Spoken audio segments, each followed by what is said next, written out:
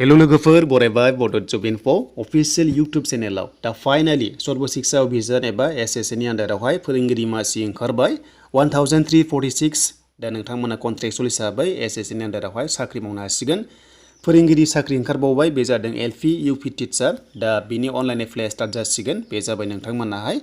15 August जानाय लोगो लोगो लिंकआ एक्टिभ जागोन आरो लास्ट डेटआ 15 सेप्टेम्बरसिम थागोन स' नोंथांमोना जायफ्रा एलिजिबल जाबाय थ' नोंथांमोना अनलाइनखौ खालामनो हागोन दा एलिजिबल जानो थाखाय बेसेबां नांगौ बेसेबां क्वालिफिकेसन बेसेबां पार्सेन्ट माबायदि रोखोमनि लांगोन जों बेखौ नायनोसै डिटेल्सखौहाय जाहाथे बयबो क्लियार जायो लोगोसे मोजां रादाबा बेनो जे बिटिआरआवबो टेट एग्जाम जागोन होनना बुंदों जेला अब्ला नोंथांमोना बे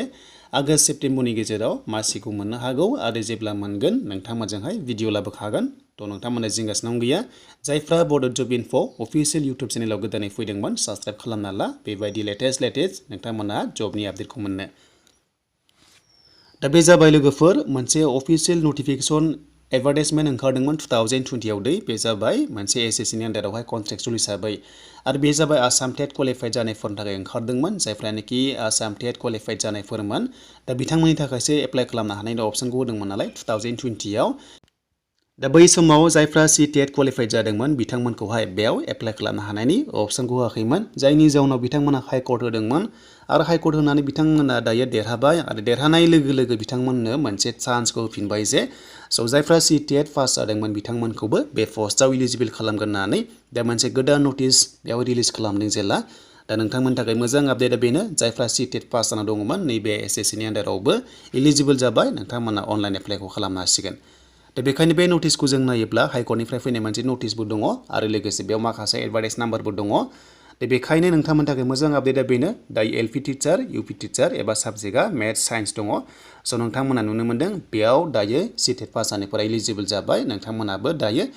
सर्व शिक्षा अभियानाव कन्ट्रेक्ट हिसाबै टिचार जानो हासिगोन भेकेन्सिखौथ' मिथिखाबाय नै गासै लानानै 1346 जाबाय दा नोंथांमोना बेयाव बाहागो लानो हासिगोन आरो स' नोंथांमोना दानिया मोजां आपडेटखौ मोनबाय स' बेनिफ्राय फ्रेश टेट बेयाव नोंथांमोना माब्ला मोनगोन बिटिआरआव बेनि सायाव दासिम आपडेट गैया आरो लोगोसे फ्रेश केन्डिडेटआ माब्ला होनो मोनगोन बेनि सायाव जेब्ला आपडेट फैयो नोंथांमोनजों शेयार खालामगोन बाट बेयाव डिस्ट्रिक्टआ अनलि 26 दङ अब्लाबो जायफ्रा बिटिआर रेसिडेन्ट नोंथांमोनाबो खालामनो हायो आरो बिटिसिआव जेब्ला टेट फैगोन जायफ्रा नन बिटिआर नोंथांमोनाबो एप्लाइ खालामनो हानायनि अपसनखौ मोनगोन स' बिनिफ्राय बिनि लास्ट डेटआ 15 सेप्टेम्बरसिम थागोन नोंथांमोना 15 आगस्टनिफ्राय मोनानिफ्राय स' नोंथांमोनाहाय लिंकआ एक्टिभ जानाय लोगो लोगो ssa.assam.gov.in आव फैनानै अनलाइनखौ खालामनो हागोन आरो